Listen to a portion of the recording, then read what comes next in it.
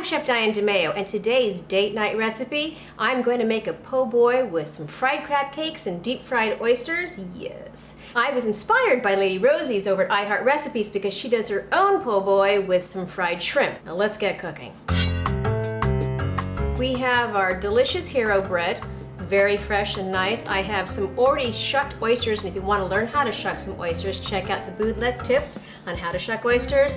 An egg wash, which is 1 egg with some water, an egg, some mayonnaise, fresh crab meat that I plucked out of those shells for hours upon hours upon hours. I have flour, panko, a little bit of Old Bay seasoning, and my sandwich garnishes. The first thing that I'm going to do is get my crab cakes going, because generally speaking, you want to let your crab cakes rest for about 30 minutes prior to getting them into that frying pan. So what I have the 1 egg going in with about 1 tablespoon of mayonnaise and about a handful for me, small hands, of panko, which translates into maybe 2 to 3 tablespoons. Mix it all together. I'm going to give it a nice dash of some Old Bay seasoning, and if you don't have this on hand, use a little paprika, some seasoning salt, or just don't use it at all. I like it. I like the taste. In it goes. Mix it together.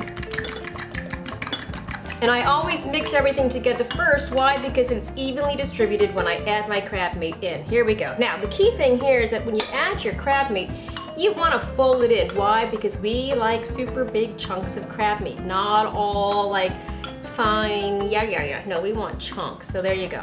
There it is. Here, okay.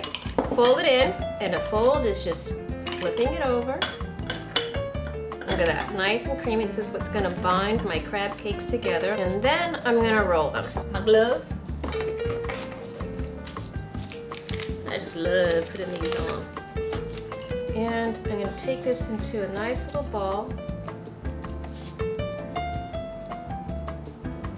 And once I let it rest for about 30 minutes, these crab cakes will firm up and take a great shape. Well, they already got a great shape. They will firm up and be easy to fry. So I'm going to go ahead and do all of them.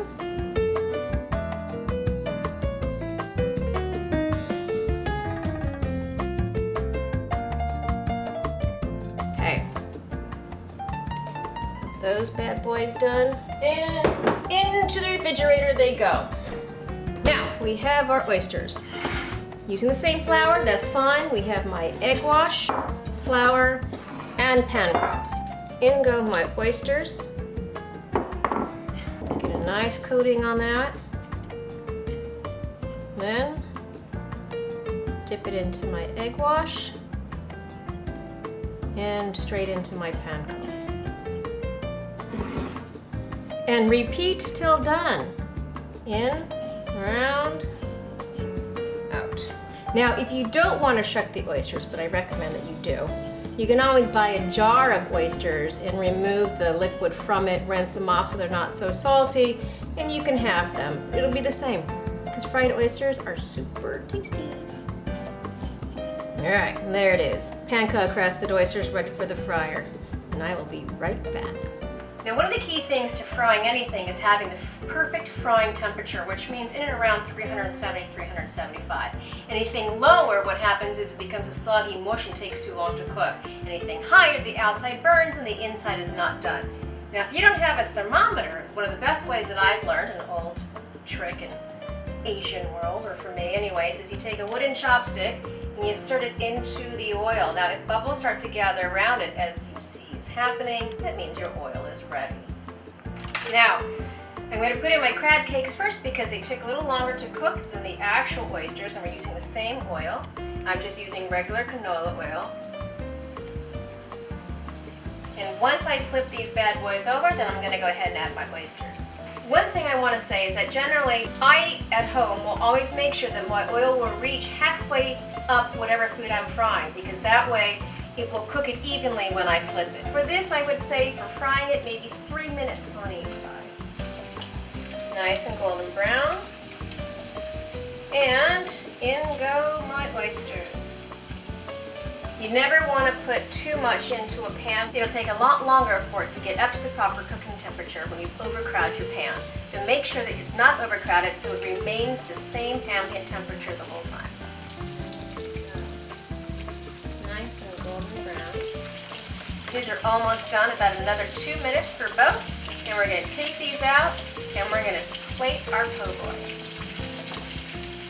I'm out of the fryer, back to the table, and we're gonna make ourselves a po' boy. Now I call this a board sandwich. Why? Because I'm doing it directly on my cutting board, and we're gonna leave it there because it's gonna taste just as good. So, cut my hero open. I like a lot of mayonnaise. You can use mustard. I'm not a big mustard person, but, well, that's up to you what you want to put in. In goes a big slather of mayo. I got my lettuce. And we're gonna layer in some tomatoes.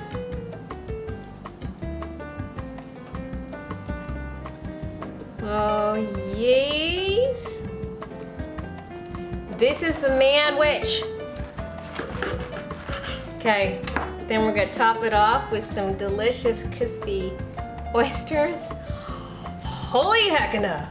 We're gonna top it off with a little bit of mayonnaise on here.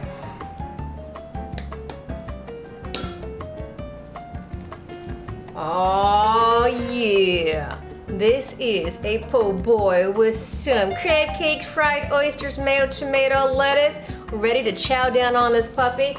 And you gotta remember, Lady Rosie at iHeart Recipes does her own version of a po' boy with shrimp, so you might want to check it out after you make one of mine. Now it's time to do what? You got it. Well, let's take a bite. I bet you don't think I can do this either. All right.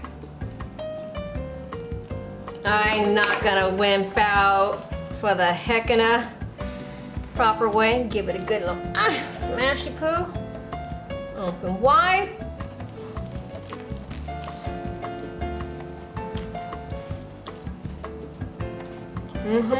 That is a bad mamma jamma sandwich. I'm sorry.